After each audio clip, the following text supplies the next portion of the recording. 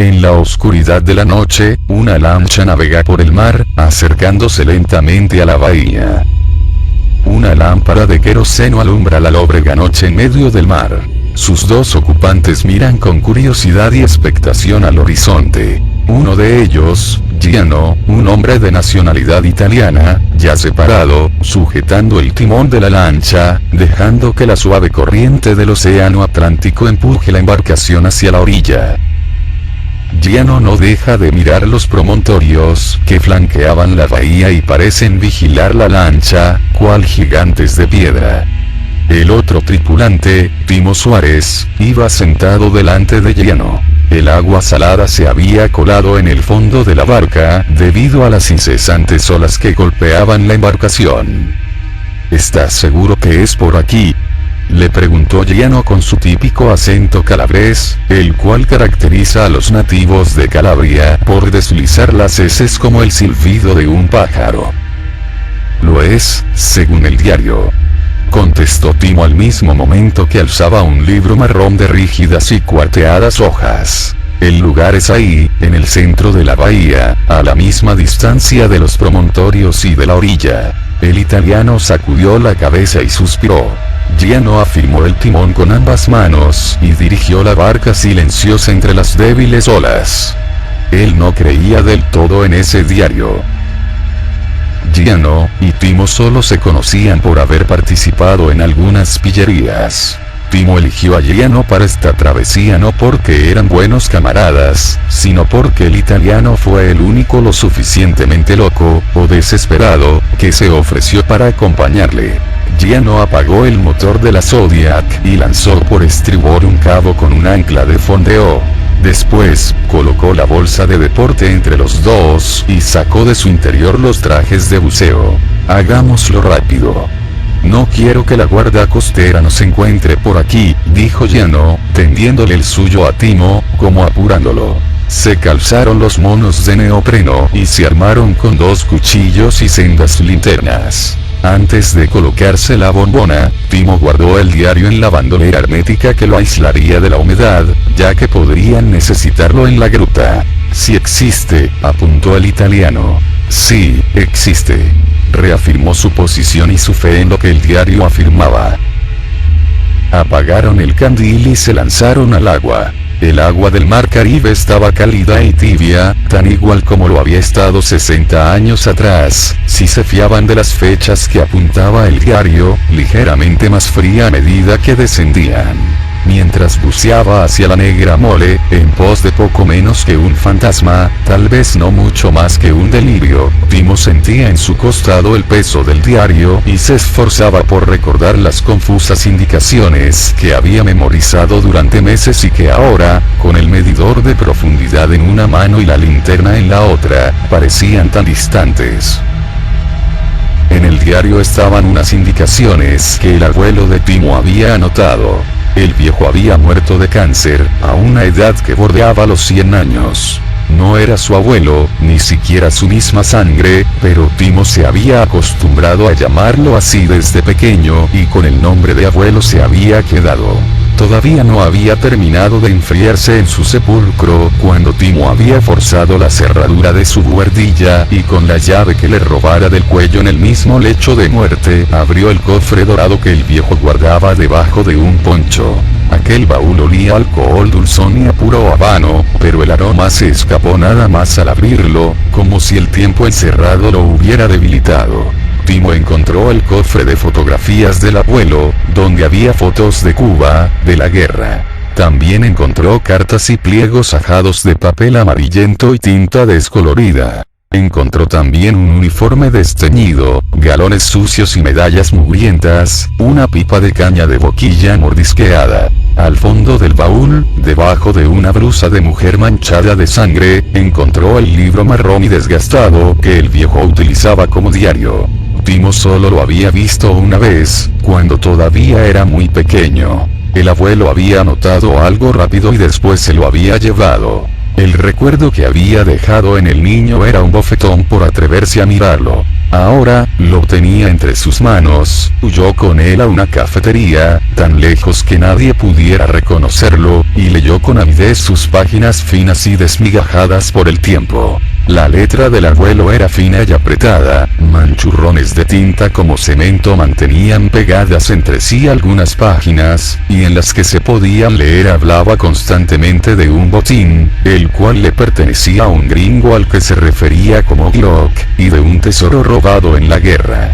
También mencionaba de una cala frente a las costas de Cuba, y de la mujer que murió por no desvelar su secreto. Al final, relataba la huida de la isla, y la última anotación, casi 20 años después, según las fechas, iba acompañada de una breve carta en inglés en la que Glock explicaba que no podía esperarle más y regresaba por su parte. En su diario, el abuelo lamentaba no poder acompañarlo, ya no era joven, ni intrépido, y en su última frase suponía que el gringo malnacido, si no había muerto en el intento, habría aprovechado la oportunidad de quedárselo todo. Las linternas acuáticas acaban de descubrir la abertura en el fondo de roca marina. La entrada de la gruta difícilmente permitiría el paso de un hombre, siglos de acumulaciones coralinas y formaciones de algas la habían disminuido hasta el tamaño de una rendija. Suerte que ni Timo ni Giano eran precisamente fornidos, pero les preocupaba la posibilidad de no caber con las bombonas a cuestas. La eventualidad se resolvió al instante, el italiano cortó un amasijo de musgos y algas, y consiguió despejar la abertura lo suficiente. Ante ellos se introducía en la roca un angosto desfiladero poroso y afilado cuyas aristas arañaban sus neoprenos y se les clavaban en los músculos como astas puntiagudas. Tras unos metros de buceo el pasadizo se abrió como el cuello de una botella y pudieron sacar la cabeza del agua en el centro de una caverna. Las paredes y el techo parecían echarse sobre ellos, cargados de estalactitas como colmillos de tiburón. La luz de las linternas titilaba en las rocas reflejada por 1000 destellos de agua cristalina. Así que el lugar existe, exclamó sarcásticamente Timo refiriéndose a Giano, quien no creía en lo que decía el diario, al mismo tiempo que retiraba la boquilla y cerraba la bombona de oxígeno. Giano hizo lo mismo y se pasó una mano por el pelo. Nunca dudé de la gruta, sino del tesoro. Todavía me cuesta creer que no sea una patraña del viejo, dijo el italiano. Timo nadó hacia el extremo de la caverna, donde las rocas y el agua formaban una especie de playa. Más allá comenzaba otro túnel de piedra, cubierta de liquen y oscuro como la boca de un lobo. Se acercó y asomó la linterna, harto de discutir. Bueno, al menos sabemos que si no lo es, debe estar aquí. El italiano se unió a él en la entrada del conducto, se deshicieron de las aletas y de las bombonas, que dejaron en el suelo listas para el regreso, y se armaron con los cuchillos. Se introdujeron en la negrura claustrofóbica, siguiendo a los vacilantes haces dorados de sus linternas. ¿Cuán profundo crees que lo escondió el viejo?, preguntó Giano. Timo sacó el diario de su bandolera y lo hojeó fugazmente. Casi se lo había aprendido de memoria. No tengo ni idea, contestó Timo, encogiéndose de hombros. El cuaderno no lo dice. Por el estrecho pasillo no cabían dos en paralelo, avanzaron, por lo tanto, Timo delante y Giano detrás, investigando cada saliente de la pared igual que el suelo bajo sus pies. No se atrevían a dar un paso en falso y quedar sepultados allí, tal vez para siempre. Los muros parecían horadados por algún objeto metálico contundente que se hubiera esforzado por pasar por allí a pesar de su tamaño, y poco después encontraron en el suelo los restos de una expedición anterior. Gafas de buceo sucias y empañadas, un par de aletas a medio pudrir y un objeto brillante casi sepultado en el polvo. Una bombona, apuntó el italiano. Estas son las huellas de alguien que entró y no volvió a salir. Timo miró a Giano con el ceño fruncido y el diario en la mano. El abuelo no mencionó nada de que la gruta fuera peligrosa. Giano se sopló el flequillo que al secarse volvía a caerle sobre la cara. Bien, entonces tenemos a alguien ahí esperándonos. Timo apuntó con la linterna a la inmensidad frente a él y se giró hacia el italiano. Eso es imposible, vamos. El joven empezó a nadar, mientras su socio se sacaba la mitad superior del traje de buceo. Hacía un calor sofocante en aquella gruta, sin ventilación ni corriente de aire alguna. El rumor del océano a lo lejos y el goteo incesante del agua que se filtraba entre las rocas eran lo único que les separaba de estar encerrados al vacío. ¿Qué ha sido eso?, murmuró Giano. Timo se giró y le apuntó con la linterna a la cara. No jodas, jadeó, a tal profundidad el oxígeno empezaba a faltarles. Si buscas un buen momento para gastar bromas no es este. El italiano se encogió de hombros y tosió 3 veces, sus pulmones de fumador no soportaban igual que los de Timo la falta de aire. Creí haber oído algo, dijo, al fin. No lo hiciste. Continuaron avanzando y la gruta se convirtió en un minúsculo túnel descendente por el que debían caminar agachados y casi de lado. Las paredes cortantes de roca desprendida arañaban su piel y les golpeaban en la cabeza. Para colmo, en aquella negrura las linternas prácticamente no servían para nada. Estoy empezando a arrepentirme, amigo. Gruñó el italiano.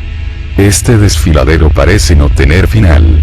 Timo no miró hacia atrás, le hubiera costado demasiado girarse. No te preocupes, la caverna no puede ser demasiado profunda. El diario explica que... A la mierda con el diario, exclamó Giano jadeando ostensiblemente. Aquí dentro no se puede respirar, y ni siquiera estamos seguros de que el puto viejo no chocheara cuando escribió el diario. No seas imbécil, respondió Timo manteniendo la calma, el diario no lo escribió ayer. Me da lo mismo. Ah, cállate, no sabes lo que dices. Puede ser. Pero lo que sí tengo claro es que cabe la posibilidad de que no encontremos nada. ¿Acaso no escribió en su diario que su antiguo compinche volvió por su parte del tesoro? ¿Quién te asegura de que no se lo llevó todo? Yo creo que no se lo llevó. No seas ingenuo. Es imposible que no haya aprovechado la oportunidad. Timo le puso una mano en el hombro, interrumpiéndolo. Acá está Glock, dijo Timo, mientras apuntaba con su linterna al suelo. Giano dirigió su linterna al mismo punto donde apuntaba Timo. Ante ellos yacía un amasijo de huesos rotos y vísceras resecas, que una vez había tenido forma humana. Estaba medio tendido al pie de la pared rocosa, lo que quedaba de sus piernas, apenas unas tibias carcomidas y fragmentos de fémur y peroné embutidos en un podrido traje de buceo, atravesaban el camino. Los brazos caían a los lados arrancados del cuerpo y la cabeza, ladeada y desencajada del cuello, apenas se sostenía en su lugar con un terrible boquete en el cráneo y la mandíbula desprendida. Lo poco que asomaba de piel por debajo del cabello estaba marchito y amarillento, como un pergamino putrefacto. ¿Crees que sea él?, preguntó Giano. No me cabe duda. Timo se inclinó hacia el viejo Glock y le arrancó un pedazo de papel del interior del traje de buceo. El tiempo y la humedad lo habían adherido a las costillas. Regresó junto al italiano y le mostró el dibujo descolorido de un mapa, el mismo que figuraba en el diario del abuelo. Las paredes de la gruta se estremecieron como si las azotara un terremoto. Los huesos de Glock se hicieron añicos y se deslizaron como gravilla hasta fundirse con el suelo del pasadizo a la vez que por toda la galería resonaba un crujido atronador. En el fondo de la oscuridad unos pasos rápidos pero pesados cruzaron de un lado a otro y las linternas de Timo y Giano arrancaron de ella destellos fugaces de algo parecido a unos ojos que desaparecieron al instante. El temblor cesó y la caverna volvió a quedar en silencio.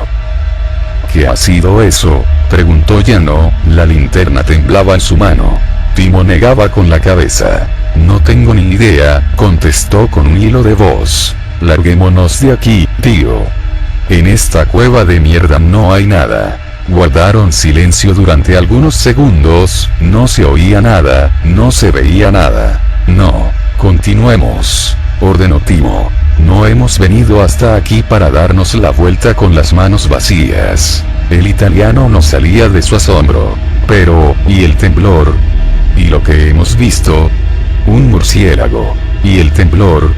Esas cosas pasan en cavernas como estas. Giano resopló y le pegó un empujón en la espalda.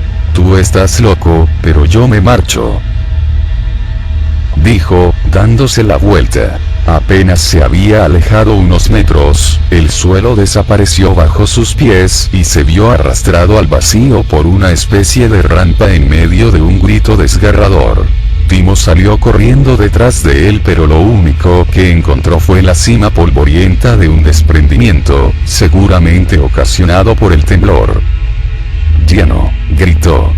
Unos segundos después le llegó la voz del italiano. Estoy bien, gruñó este entre toses. Al menos no me he roto nada. Aquí hay otro conducto, pero es imposible subir por donde me he caído. Sigue en la misma dirección, tal vez nos juntemos luego. Poco a poco la voz de Giano se fue perdiendo en la profundidad del túnel. Timo se alejó de la boca del agujero y recobró su camino por encima de las cenizas de Glock. Se introdujo en la oscuridad del pasadizo, cada vez más asfixiante y tortuoso, esquivando masacotes de roca desprendidos y sorteando grietas del tamaño de un hombre, con el único objetivo de encontrar el famoso tesoro del abuelo y salir de allí echando leches, con o sin el italiano. Llegado a un punto, el conducto desembocó en una especie de cúpula y se bifurcaba en dos direcciones distintas. Mierda, murmuró. No decía nada de esto en el diario. Era cierto, el viejo libro no hablaba en absoluto de cavernas titubeantes, ni de criaturas nocturnas, ni de bifurcaciones del camino. Se detuvo para revisar las instrucciones por enésima vez y escuchó un gruñido profundo y salvaje, como de un animal gigantesco, procedente de alguno de los conductos. ¿De cuál? Giano se acercó a uno de ellos. Giano. La oscuridad no le devolvió ninguna respuesta, así que cerró el libro y volvió a guardarlo, decididamente. A partir de entonces resultaba inútil, y empezó a caminar por el túnel que tenía más cerca. Parecía internarse en las profundidades de la tierra. El aire, el poco que había, era denso y viciado, infestado de vapores que llegaban a escocer los sentidos. Sin embargo, las paredes estaban húmedas, resbaladizas, y el suelo crujía cubierto de una especie de polvillo, similar al yeso. Empezaba a imaginar el tacto de las perlas y del oro caribeño en sus manos, cuando le hizo estremecer un alarido aterrador lejanamente humano. Se trataba de Giano, era su socio el que gritaba. Y su voz resonaba en las paredes de piedra como la acometida de un cuchillo. La luz de Timo buscó en la oscuridad, imposible adivinar a qué distancia se había producido el grito. Intentó correr por el pasillo, y cuando pocos metros después el olor a sangre y vísceras se había intensificado, empezó a escuchar los jadeos y los estertores de muerte del italiano. La linterna le encontró sus partes, primero un brazo, aferrado a una linterna estampada contra el suelo, después las piernas, amasijos palpitantes de músculo y neopreno desgarrados como sacos de carne. La cabeza seguía unida al cuerpo, colgando boca abajo, su pelo rubio y sucio rozaba el suelo y su abdomen. La luz de Timo encontró su abdomen embutido en las fauces de un ser descomunal, deforme, una criatura a la que no supo dar nombre y que su cerebro no consiguió asimilar. Timo abandonó a su amigo y lo abandonó todo. Dio media vuelta y deshizo sus pasos huyendo de aquel engendro.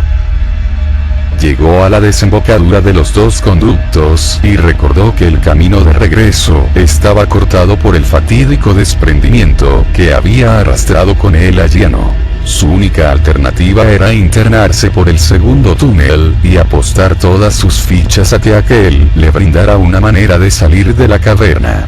Sus pasos precipitados tropezaron con todo tipo de obstáculos invisibles, algunos rígidos como rocas que taladraban sus canillas, otros blanduzcos y viscosos que se pegaron a su piel y parecían trepar por ella. No escuchaba a su espalda los pasos del monstruo, no sentía su aliento tras él ni el temblor en las paredes que indicaría que le perseguía, pero aún así no se sentía aliviado en absoluto. No lo haría hasta que notase en su cara primero el agua tibia del mar Caribe y después la brisa fresca de la superficie. El motor de la lancha, eso era lo único que querría oír ahora. La luz de la linterna danzaba desbocada sobre las paredes de granito, no tardó en encontrar los restos del desprendimiento y Timo los trepó para pasar al otro lado.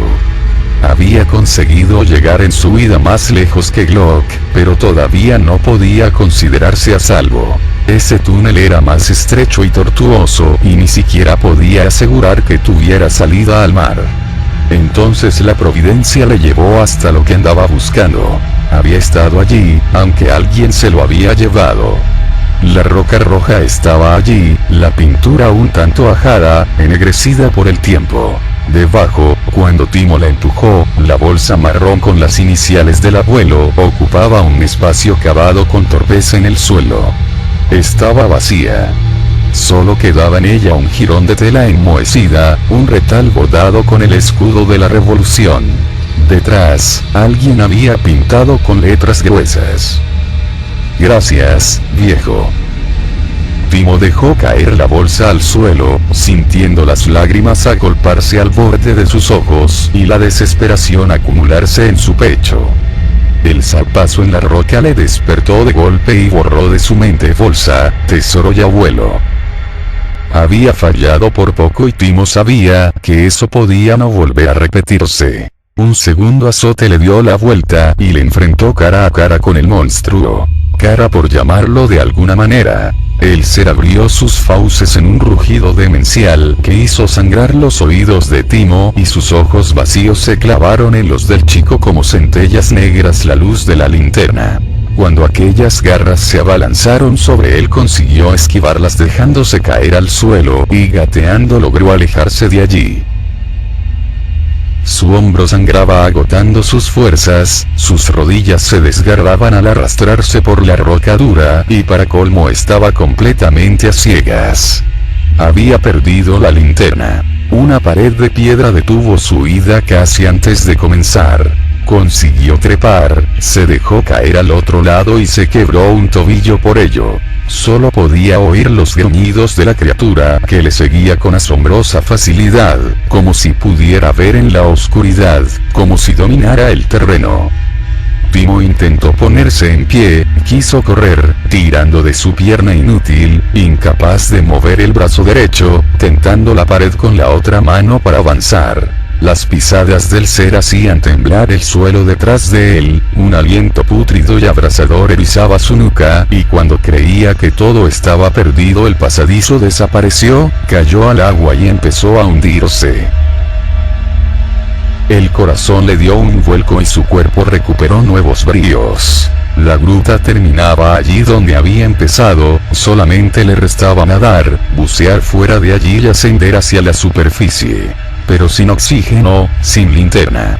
No quería pensar en nada de aquello. El ser se había zambullido detrás de él, podía sentir la vibración del agua en sus pies con cada una de aquellas colosales brazadas. Se sacudió en la oscuridad esforzándose por desplazar algo de agua con su único brazo y su única pierna y solo la suerte quiso que no tardara en encontrar la abertura en la roca que salía de la cueva. No le quedaba mucho aire, por eso utilizó sus manos para avanzar con la ayuda de los salientes del pasadizo, sabía que pocos metros después encontraría el mar abierto, y si los pulmones se lo permitían, también la lancha.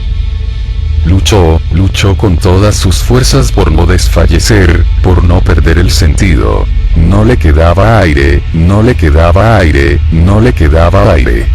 El conducto no terminaba nunca.